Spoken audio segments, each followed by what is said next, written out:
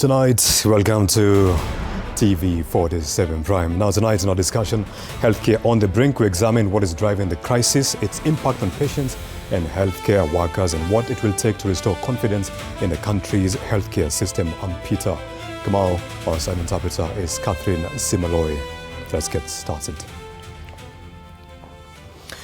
Healthcare services across the country have started experiencing disruptions following the official commencement of the healthcare workers' strike. The workers are accusing both the national and county governments of ignoring their demands, including failure to implement their collective bargaining agreement and address poor working conditions. This report was produced by our very own Mwaluse Meshak.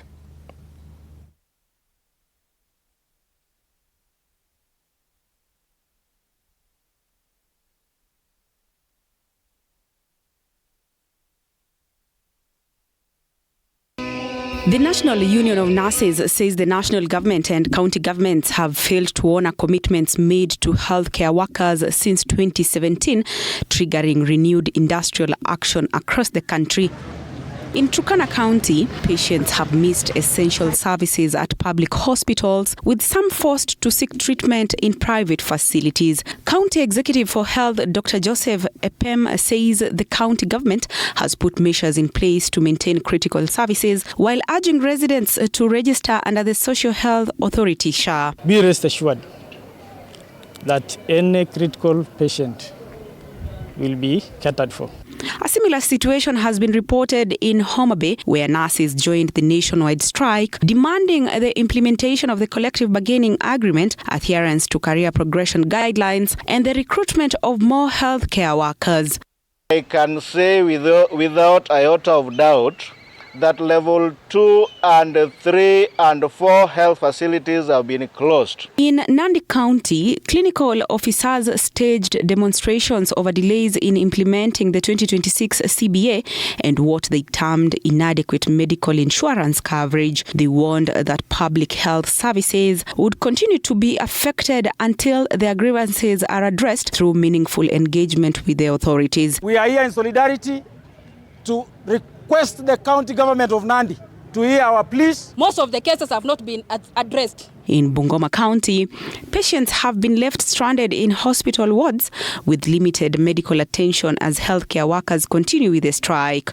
Get services from the other facilities, private facilities, because the nurses strike has officially commenced. In Nairobi County, healthcare workers, including clinical officers and UHC staff, held peaceful demonstrations demanding permanent employment contracts from both national and county governments. We also want to thank some of the governors that are very positive, that are welcoming the move, but condemn the few that are resistant to this change. Despite recent approval of broad public sector salary increases, healthcare workers insist they will only resume duty once their outstanding concerns are fully addressed. Leo tumekuja hapa na tunataka dola atupatie PNP letters. The standoff between healthcare workers and the government continues to leave patients bearing the burden, raising one critical question: when will the dispute finally come to an end? As the country's political temperature continues to rise ahead of next year's general election, the Director of Public Prosecutions, Renson Igonga, has issued a stern warning to politicians accused of financing violence or making inflammatory remarks. Igonga says his office will move decisively against individuals who threaten national stability, while the National Council on the Administration of Justice, chaired by Chief Justice Martha Koome, has reaffirmed its commitment to ensuring a credible, peaceful and secure electoral process. Quinto Wafula gives us more. With concerns growing over allegations of political financing criminal groups for political purposes, Director of Public Prosecutions Renson Igonga has issued a strong warning to those sponsoring or organizing acts of political violence. And in my case, we don't have categories, whether it's government, opposition. Ours is Kenyans. Anyone found culpable in Goonism will be dealt with accordingly. Ingonga says his office will not hesitate to take legal action against individuals found culpable following the National Cohesion and Integration Commission's identification of persons under investigations over alleged hate speech and incitement. We only have one country, and that is Kenya. We will not allow some characters with their own issues to influence otherwise good Kenyans into a state of anarchy. We will not allow that. Meanwhile, Chief Justice Martha Koome has sought to assure Kenyans that the judiciary remains united, independent, and focused on delivering justice amid ongoing tensions between the judiciary and Law Society of Kenya. I want to assure Kenyans that there is no crisis at all in the justice sector. We have had very robust discussions here on how we can reform the justice sector and strengthen it instead of destroying it or undermining it. The National Council on the Administration of Justice has also confirmed that preparations for the electoral period are underway, with the election-related committees set to be reactivated to support coordination and readiness. The council says it will continue investing in digital transformation initiatives aimed at improving access to justice and strengthening service delivery ahead of the polls. Other agencies will also reactivate their committees to coordinate preparedness and strengthen collaboration among relevant institutions to support constitutional, peaceful, and credible elections. Quinto Wafula, TV47. In other news this evening, Nairobi's Senator Edwin Sifuna and Vihiga's Senator Godfrey Otsotsi have been removed from two of the Senate's most influential watchdog committees. Sifuna has been moved from the Senate County Public Accounts Committee, CPAC, to the Agriculture Committee, while Otsotsi has lost his position as chairperson of the Senate County Public Investments and Special Funds Committee. As our senior political reporter Elizabeth Mutuku reports, this is the latest political purge targeting critics of the broad-based government as part of efforts to realign the House ahead of the 2027 general election. The political fallout within the Senate continues, with lawmakers perceived to be opposed to the broad-based government arrangement facing changes in key leadership positions. Nairobi Senator Edwin Sifuna has been removed from the influential Senate County Public Accounts Committee, CPAC, and reassigned to Agriculture, Livestock and Fisheries Committee. His position in the Watchdog Committee has been taken over by Senate Minority Leader Stewart Madzayo in another setback for Sifuna, who has recently been removed as Senate Deputy Minority Whip during changes approved in the reconstitution of Senate committees. Vihiga Senator Godfrey Otsotsi has also lost his position as chairperson of the Senate County Public Investments and Special Funds Committee. Otsotsi has been replaced by Taita Senator Jones Mwaruma, who previously served as committee's vice chairperson. Mwaruma has since been moved from the County Public Accounts Committee to the County Public Investments and Special Funds Committee, where he is expected to take over as chairperson. The changes come as Sifuna and Otsotsi emerge among the prominent voices associated with Linda Mwananchi movement, which has openly opposed ODM cooperation agreement with President William Ruto's Kenya Kwanza administration. Additional changes announced by Narok Senator Ledama Olekina, the Senate Minority Whip, have affected other committees. Nominated Senator Christo Asige has been moved from the Roads, Transportation and Housing Committee to the Information, Communication and Technology Committee. Homa Bay Senator Moses Kajwang has been transferred from the Energy Committee to the ICT Committee. Nominated Senator Hezena Lematian has been assigned to the ICT Committee, filling the vacancy left by Migori Senator Eddie Okech following his appointment as Senate Deputy Minority Whip after Sifuna's removal. Elizabeth Mutuku, TV47, Nairobi. ODM party leader Oburu Odinga has said talks between ODM and UDA to harmonize their manifestos have begun ahead of political negotiations on zoning and the running mate position. Speaking during an ODM meeting in Turkana where he received party aspirants, Oburu said ODM's identity must be reflected in the anticipated political alliance while assuring supporters that the party would not be swallowed by UDA. Apollo Kamau reports on a day ODM renewed its push for Deputy President Professor TV Kindiki's exit from UDA. ODM's push for a 50-50 power-sharing deal in the proposed pre-election coalition with UDA has taken shape, with ODM leader Oburu Odinga revealing that talks between the two parties on harmonizing a joint manifesto have already begun. The manifesto is expected to form the foundation of the alliance's campaign strategy as it seeks to support President William Ruto's bid for re-election. We have started negotiations. Kipole, sio ile ya kutangazwa sana. We are now negotiating policies because we cannot be working under the order manifesto. In the next government, this government we came through the window. The next government where we want to come through the front door. The policies of ODM must be very clear and must be reflected in the manifesto of the next government. Speaking during the reception of new party aspirants in Turkana County, Oburu said the discussions mark the first step towards ensuring ODM secures an equal share in government. He also sought to reassure party supporters who fear ODM could lose its identity in a broader coalition arrangement. We are not going to allow our party to be swallowed. Our party will be distinct. We shall continue to be one as ODM, and we shall come out of this affair much stronger than what we were. Political tensions within the broad-based government continue to rise, with ODM pushing for greater influence, including the deputy president's slot, currently held by TV Kindiki. The party has suggested that Kindiki would need to align himself with ODM to safeguard his political future within the coalition arrangement. Unless Mheshimiwa Ruto aamue asiwe candidate wa UDA akwe wa ODM, ndio tutaweza waachia udeputy. Ama Kindiki aamue awachane na mambo ya UDA ingie ODM, ndio tutaweza achia yeye udeputy.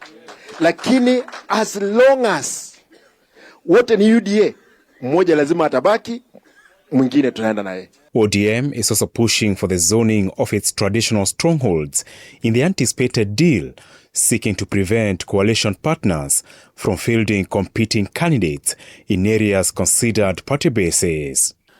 And I want you people in Turkana to know that when we are going to negotiate now on a political platform, we are going to negotiate something called zoning.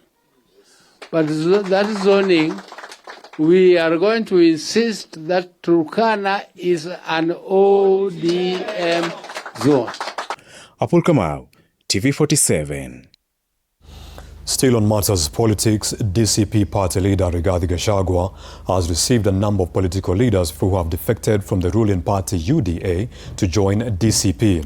Gachagua argues that DCP's recent victory in Ol Kalou demonstrates that the party is ready to provide political direction to the people of the mountain region ahead of the 2027 general election. Paul Kirobi with that report. Democracy for the Citizens Party DCP leader Rigathi Gachagua has received a number of political leaders who have defected from the ruling United Democratic Alliance UDA to join his party. Gachagua describing the defections as part of what he calls Kenya's liberation wave, promising new members a fair chance in the party's primaries. Nyandarua Governor Kiaria Badilisha is the latest elected leader to join the DCP alongside members of the Nyandarua County Assembly. Speaking at his Omunyoro home, Gachagua assured the new recruits that party nominations would be conducted fairly, with every candidate given an equal opportunity to defend their tickets. Na mimi nakukaribisha mahali ambapo unafaa. Na hapa ndio mahali umekuwa. So karibu nyumbani. Hii ni mahali ambapo you belong here. This is where you actually belong. But I also want to prepare you ukuwe strong. From today, Kasongo atakuangaisha. Because mimi namjua. Alisema ile governor yeyote ataingia DCP atawekea makesi ya uongo. Nilikuwa nimejaribu kuambia watu mimi nasikia masikio iko na kuwashawasha. Wakajifanya waelewi. Juzi nikakuja nikawaambia, sababu najua wanapenda hii kitu hii, nikawaambia green ni utajiri. Hata hiyo wasikii. Nikasema wacha nikuje mwenyewe. Gachagua described the growing number of defectors as a sign of warning support for other political parties. Among the recent political figures to join the DCP is Murang'a Governor Irungu Kang'ata, as the party intensify its recruitment drive ahead of the 2027 general election. And I want to tell Mr. William Ruto, you can rent somebody from Mount Kenya, but you cannot buy anybody from Mount Kenya. What you are seeing is just a tip on the iceberg. The people of this region are united. They are solid. They are under one leader, Rigathi Gachagua. Gachagua also pointed to the DCP's victory in the Ol-Kalou by-election as evidence of the party's growing influence and its readiness for the 2027 political contest. Gachagua is now positioning the shift in political alliances as a sign of declining support for UDA and a build-up of momentum ahead of the 2027 general election. Paul Kirobi, TV47. Thank you, Paul Kirobi, for that report. Now, nearly 19 years after the 2007-2008 post-election violence, survivors of election-related sexual violence are making a final push for justice at the Supreme Court. The survivors, backed by human rights organizations, argue that they have been excluded from compensation and reparation, even as other victims of political violence have received recognition. They are now urging the Apex Court to end what they describe as years of discrimination and delayed justice.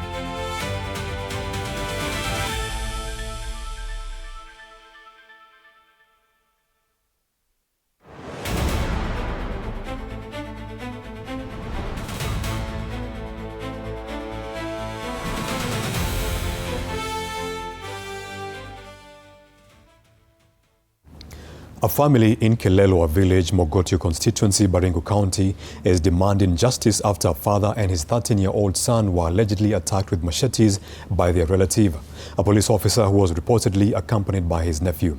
The family says the attack was triggered by a long-running land dispute, with relatives allegedly attempting to force them off their family land. The father claimed that despite reporting the incident to the police, no arrests have been made. Mike Charlo reports. Painful cries of a family that says it has been abandoned and betrayed by its own relatives. Haki nitapata wapi? Jamani. According to Sami Kibet Kiloch, the conflict began in 2023, 3 years after the death of their father in 2020. Vita wanakuja kwangu, kupiga watoto. He alleges that his relatives have repeatedly harassed and threatened him, demanding that he vacate their homeland. Na wananikataza shamba, wamesema shamba unless ukae ndani ya compound hakuna shamba unapata. The dispute allegedly escalated on July 12th, leaving Sami with deep cut wounds on his hands and the head. He claims he was attacked by his sister's son by the name Dennis Kipto Kimayo, a boda operator, in the company of his brother Evans Kiptum Kiloch, a police officer at Ramu Police Station in Mandera County. Walianza kunipamia, walinigonga kichwa. Hapa ndio tukakimbizana mpaka pale sasa. Pusana pale barabara sasa ndio silasha Nilijaribu kukinga. Sammy's 13-year-old son, a grade 8 pupil, also sustained a serious head injury during the attack, forcing him to stay away from school for some days. Alikuwa na hiyo slasha refu, akakata mtoto hapo, akaambia hata wewe ndio wa kwanza ndio nakuanzia wewe. Huyo Kiptum ndio anakata. Akaambia hata wewe ndio wa kwanza ndio nakuanzia ndio nimalize babako. Mtoto akaanguka chini. Sammy further alleges that despite filing an official police report, no suspect has been arrested. Sasa mimi silale kwa nyumba, nitakaa wapi? Wao siasa mwenye atakunisaidia. Wanalalia upande mmoja. Sasa kwani kweli mimi niko Kenya hii? Ini obi nilienda kuripoti wakati nilipikwa na Evans Kiptum. Wananiambia niende nitafute pesa ndio nikuje tukusaidie. Hata mimi nimeita hii mwenye naitwa Kiptum, hajawahi kuja ofisi hii. Pigia simu anakujibu vibaya. When we sought a response from his brother Evans Kiloch over allegations that he participated in the assault and used a slasher to inflict injuries on his nephew, he denied knowing anyone by the name Sammy Kiloch and attempted to intimidate us. Haujui? Ati? I know your name. You know I can take you action. You regret in your life. I have business with you. You have business with me? What business? It is this 50-acre parcel of land which has been the center of conflict for this family here in Kelelwa, Mogotio. Mogotio Officer Commanding Station Sami Katua says police are pursuing all family members believed to have participated in the incident, adding that they will be arraigned in court. Mike Chalo, TV47. Elsewhere, a father from Kitibei village in Saima Ward, Baringo North, has allegedly impregnated his own daughter, cutting short her secondary school education and leaving the mother devastated after she fled her home in fear of further violence from the perpetrator. Elizabeth Atieno reports. Vivian, not her real name, is a 17-year-old girl whose childhood has been marked by unimaginable pain. She is now a mother to a 2-month-old baby, a child she gently embraces, describing the birth as a blessing that came at the wrong time and under deeply traumatic circumstances. Mimi ni second mwanangu kwetu na niko na mtoto wa 2 months. Na mtoto ni babangu. She was defiled by his father, his biological father. And in fact na wakati alidefiliwa alipata mimba. Despite everything she has endured, Vivian holds on to hope for a better future. Babangu tu alianza tu mambo ya kujifanya kama ananipenda kuliko watoto wengine. Hiyo kitu ikaanza mpaka wakakosana na mamangu. Mamangu akachiendea.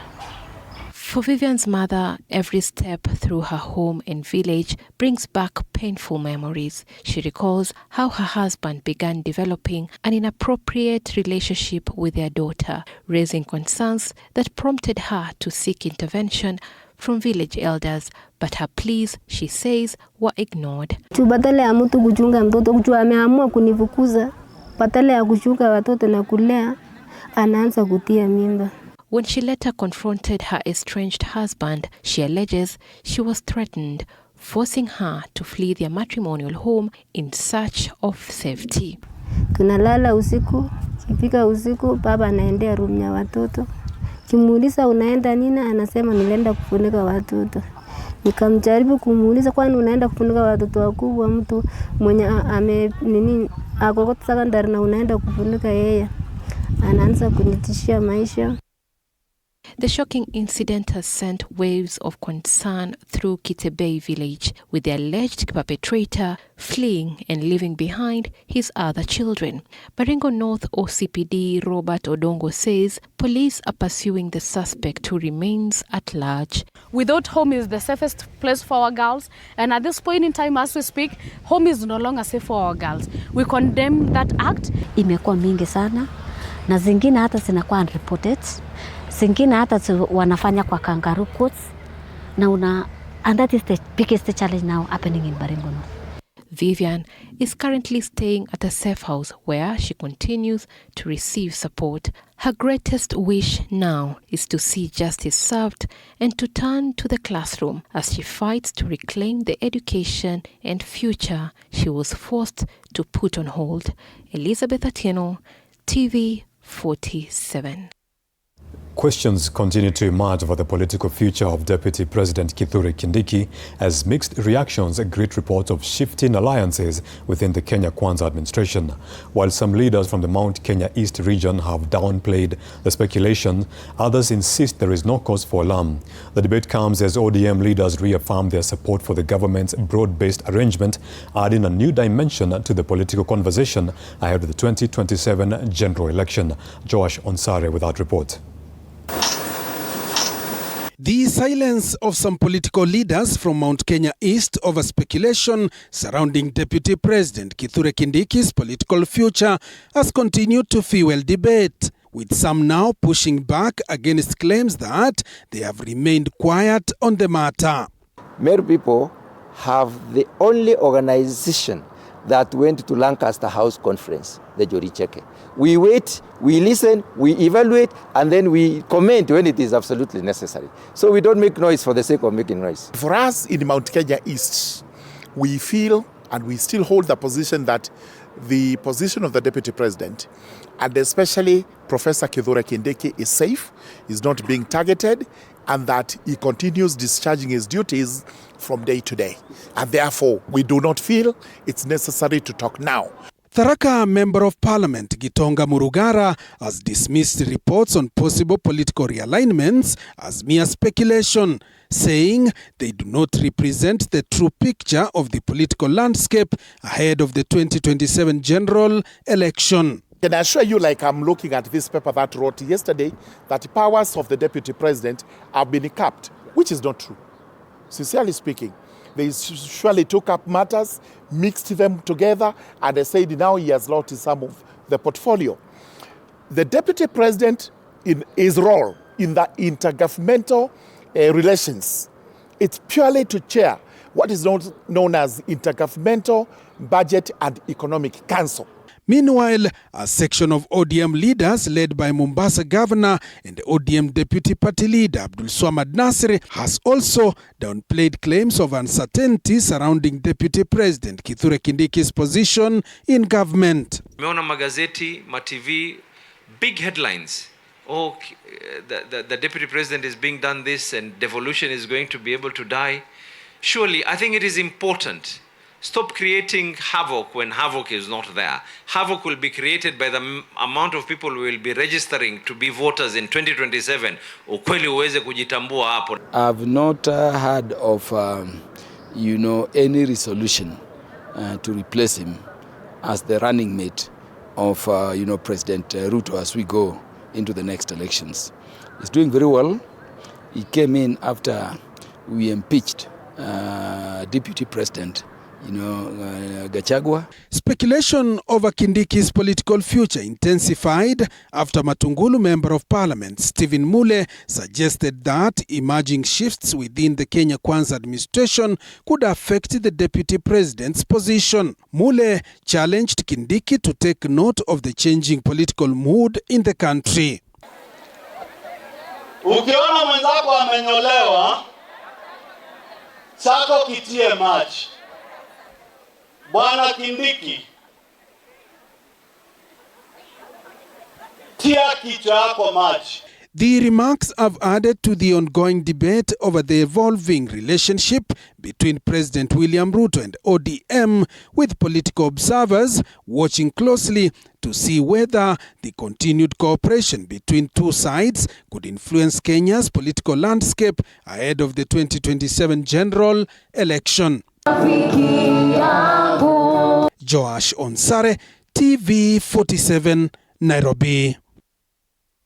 Nairobi Governor Johnson Sakaja appeared before the High Court in Nairobi earlier today and informed the court that he forwarded Dr. Michelle Waikenda's nomination to the County Assembly for approval as County Secretary. Denying contempt of court charges before Justice Gregory Mutai, Sakaja stated that he complied with court orders after his previous nominee was rejected. The court will deliver its ruling on the contempt application on September 30th, 2026. We constituted a selection panel, Your Honor. Thereafter, a few members had resigned, and so we reconstituted it. They took the time to actually advertise for the position. The advertisements were deposited at City Hall and also electronically. There are very many applicants for this position, both from within the county government and from the general public. Thereafter, they provided a shortlist of 10 successful applicants to be considered for my nomination, which I considered and sent my nominee to the Speaker of the County Assembly of Nairobi. Just for context, it's not the first time that we've done this. We have previously sent a nominee because these positions created in the Constitution as law-abiding citizens need to be filled properly. Let's take a look at another story where the government has reaffirmed its commitment to expanding access to affordable credit through the Hustler Fund. The latest progress report shows that the Financial Inclusion Fund continues to transform the lives of millions of Kenyans by providing accessible loans, promoting savings, and encouraging responsible borrowing. Receiving the status report at State House today, President William Ruto said the government will continue allocating resources to the Hustler Fund to ensure more Kenyans can access what it describes as the country's most affordable credit facility. The report indicates that since its launch, the Hustler Fund has disbursed more than 90 billion shillings to 28 million borrowers through its 3 products, the personal loan, bridge loan, and Hustler Group facility.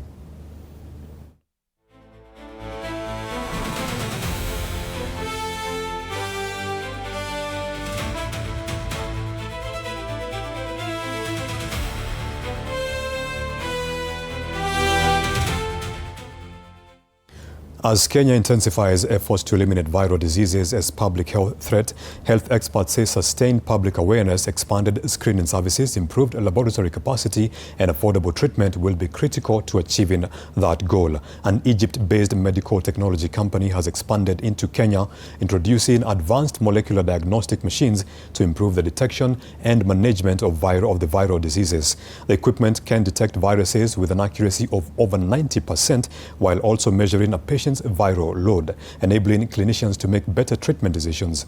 The company says the technology is designed to make specialized testing more affordable and better suited to African healthcare systems. Health experts say expanding access to such laboratory services will be key to strengthening disease surveillance and improving patient outcomes.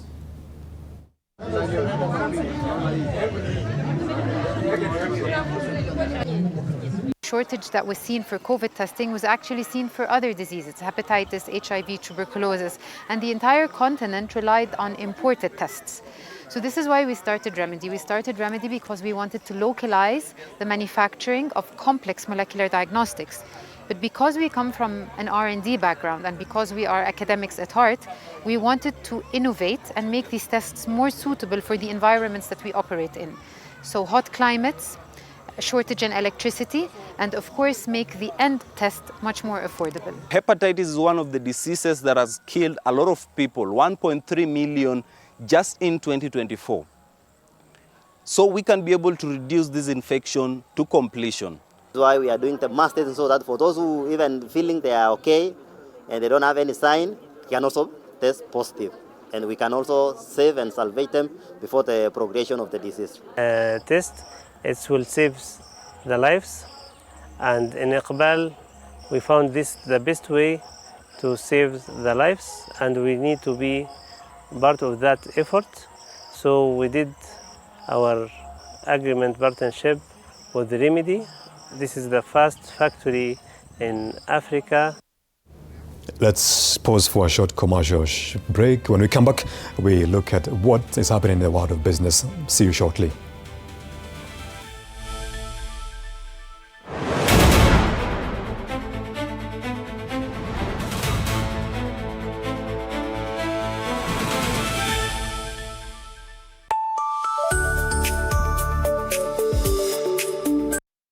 The cucumbers are there specifically for my beauty routine. Tangulini kero umeka kwa beauty product.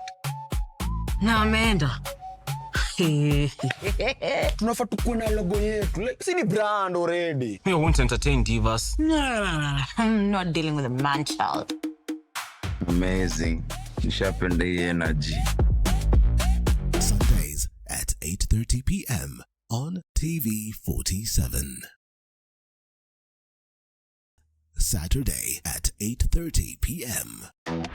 My father used to tell me that our hotel is the home for travelers. I guess I forgot that. Recently, it's been more of a mirror of my own ambition. Booyah! We might fail. We will probably fail, but not for a lack of trying. So for the last time, and the first time, welcome to Connect In, the best experience in Eastern Central Africa and its environs. Saturday at 8:30 p.m. on TV47. Wednesdays at 8:30 p.m. This is a very serious place. I see that. Surely. Hey, Nyumba. This is the place. Just for a few days. Rule number 2. Kwani Google inajua maisha yangu wewe? That's my seat. It's a chair. It was hers. You're new here? On TV47. My father used to tell me that our hotel is the home for travelers. I guess I forgot that. Recently, it's been more of a mirror of my own ambition. Booyah! We might fail. We will probably fail, but not for a lack of trying. So for the last time, and the first time, welcome to Connect In, the best experience in Eastern Central Africa and its environs.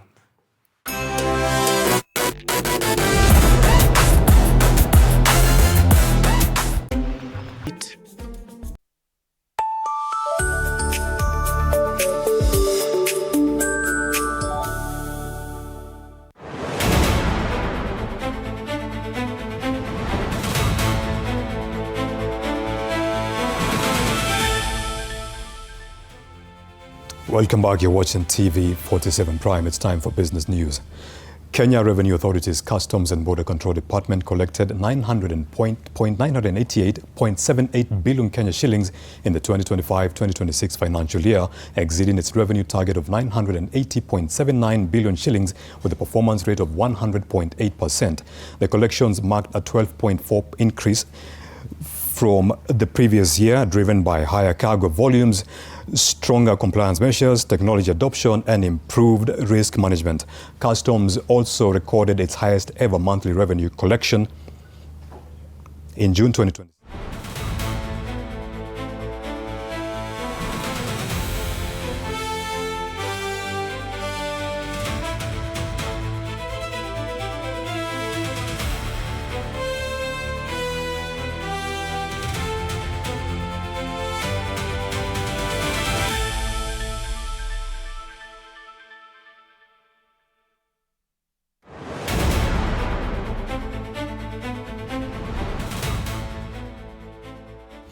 KCB Bank Kenya has secured a 12.9 Kenya shillings billion financing facility from the European Bank for Reconstruction and Development to expand lending to micro, small and medium enterprises. The funding will channel 35% towards women and youth-led businesses, while 30% will support green investments. The facility also includes technical support to strengthen green lending, reinforcing efforts to boost enterprise financing, job creation and climate-smart investments across Kenya.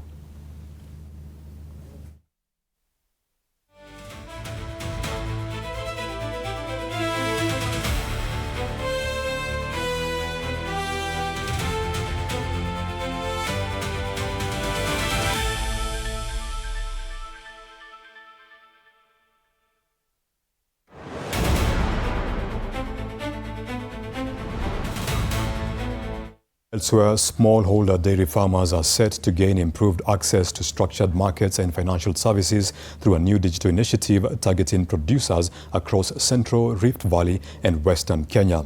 The program comes as many farmers prepare for the anticipated short rains, with improved financing expected to support investment in feed, farm inputs and herd management ahead of the season. The initiative will also promote financial literacy, improved dairy production practices and cooperative development to strengthen productivity and household incomes.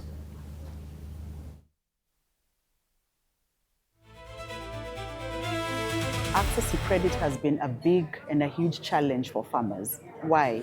Because even the collateral that comes with accessing credit remains very traditional. And so for farmers, what you're asking them to do is to trade in their means of production, which is land, to access credit. And access to credit in this country is very expensive, okay? And so what we have said is, given the number of years we have worked with farmers as Heifer International, and what we see the farmers doing each and every day, they transact every day, etc. So we are saying that those records need to be recognized, they need to be consolidated, and they need to be valued. Ensuring that the farmers' daily activities, agricultural activities, are captured. So that's a key indicator for us. How much of the farmers' activities has been digitized and traceable. The second key indicator for us is access to financial service. How many of these farmers are opening an account, right, and accessing not just payment, but also credit. The Competition Authority of Kenya, in collaboration with the State Department for Trade, the European Union, sector regulators and legal practitioners, has convened a two-day AFCFTA sensitization workshop aimed at promoting competition in the national economy and protecting consumers from unfair and misleading market practices. Addressing risks such as cartels, market dominance and digital trade barriers, officials highlighted how harmonized continental rules can protect smallholder farmers, local businesses and everyday consumers. Aligning Kenya's laws with regional standards will ensure fair cross-border commerce while supporting economic growth. The high-level workshop concludes on Thursday with the presentation of the Nairobi ratification roadmap to guide national policy implementation. For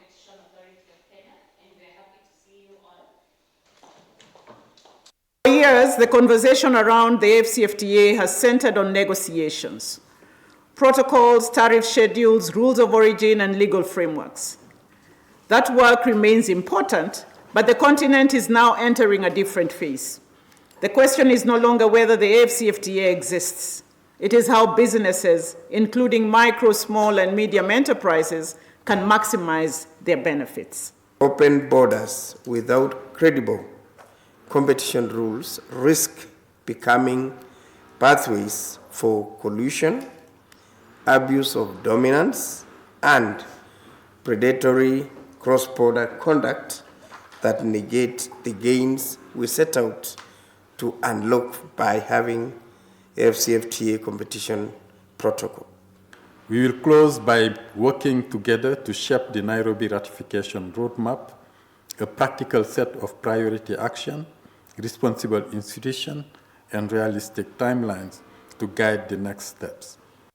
The 11th Solar Expo and 13th Power and Energy Kenya exhibitions have opened at the Carnival Exhibition Grounds, bringing together more than 250 exhibitors from 27 countries to showcase cutting-edge solar and power generation technologies. The event was officiated by David Wanyonyi on behalf of Energy Cabinet Secretary Opiyo Wandayi.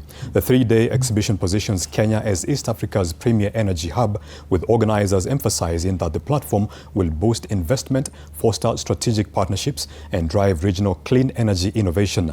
The event features key sector leaders including Billy Simwa and Cynthia Muhati, who are leading high-level discussions on the future of energy.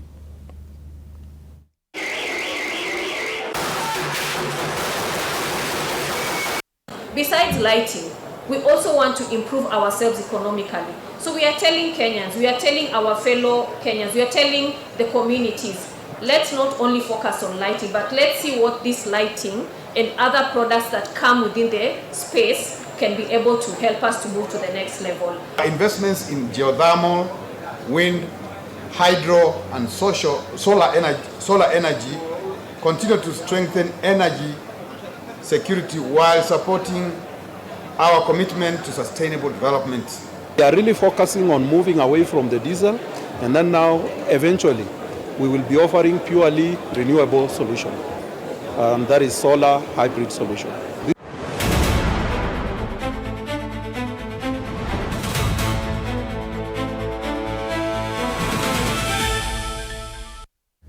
We're now on the lighter side of news. World football is facing a major governance showdown after FIFA proposed selling private minority stakes. You have to be very careful. Fake money can kill business. Na leo mko rada yangu. Small money, kapesa kadogo, big behavior. I only have big notes. Alikuwa anatafuta courage. Yaani nafaje kutengeneza kachumbari na manyanya zinakaa hivi? Ona kiki ni kama kiwaru. Hiyo ni tonga commitment to the lie. Amejicommit. Ndio hiyo. Mpatie. Unajua kama una mtu kitu hata tu salamu ya So kawaida. the aiming to revive their 2026 Women's Africa Cup of Nations WAFCON campaign when they take on Senegal tomorrow in their second Group A match in Morocco. The Starlets began their tournament with a difficult 4-0 defeat to host Morocco, leaving them at the bottom of Group A. Algeria currently lead the group after defeating Senegal 2-0 in the opening fixture, meaning Thursday's clash is crucial for both Kenya and Senegal as they seek their first points of the tournament despite the heavy opening defeat.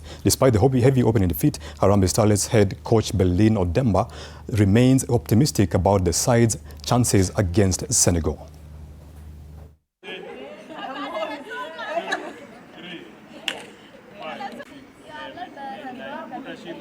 Nothing much. Tactically, we've seen how they played, especially their first match. We watched their first match.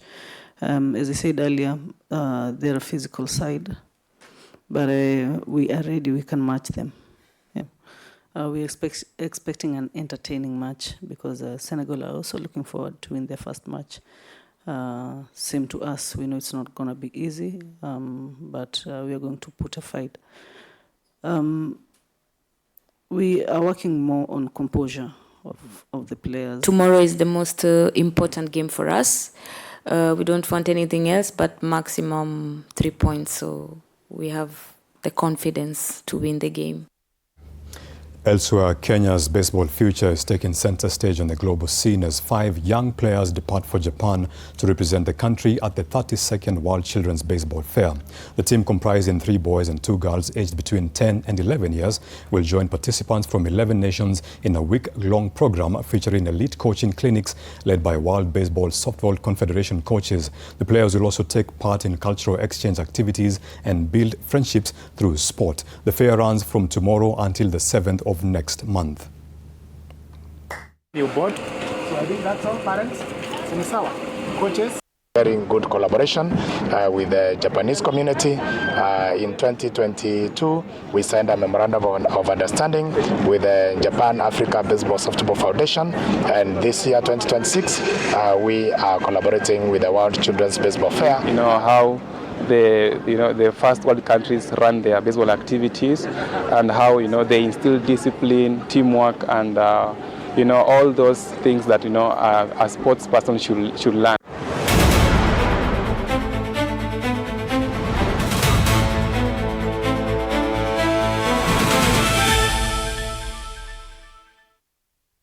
Now, before we wrap up, I'm joined tonight